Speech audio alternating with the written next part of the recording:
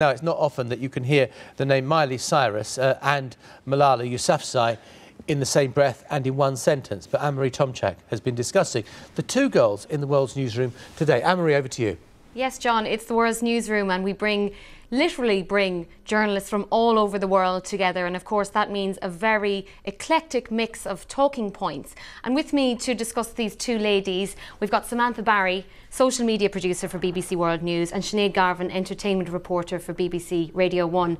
Samantha, both Malala and Miley, they've featured very prominently on social media. They have to be probably the two most talked about young women in the world of late. For very, very different reasons, though. You have Miley Cyrus, who since last month at least has been demonised, has been put forward as a bad role model in a lot of the tweets that I've been looking at on Facebook posts.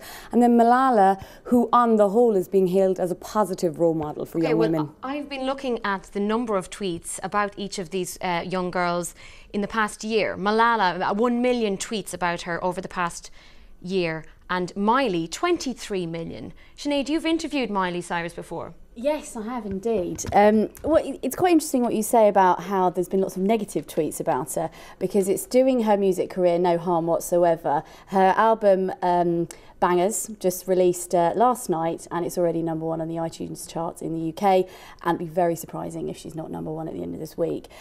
Having met her, I have to say this is a girl very much in control of her career. I know there's lots of people who've been speculating that perhaps there are men behind the scenes who are telling her to behave like this. This is a girl from very, very young who's decided what she wants to do. She wants to move away from her Disney career.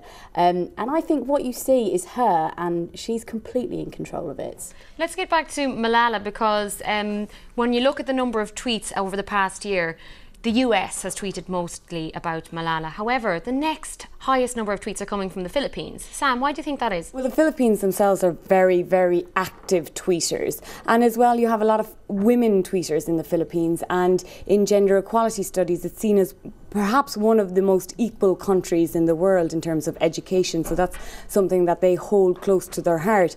But going back to the sentiment of what people are tweeting about these two women, if you look at the sentiment of what people were tweeting around the world up until the VMAs last month, predominantly positive about Miley Cyrus, and then it's just taken a massive nosedive. So lots of negativity, and people have looked at that sentiment that's going on, while with Malala, the overwhelming sentiment about her is positive on social media. Okay, well, there's lots more we can talk about here. We'll just have to keep an eye on the two of them, positive, negative.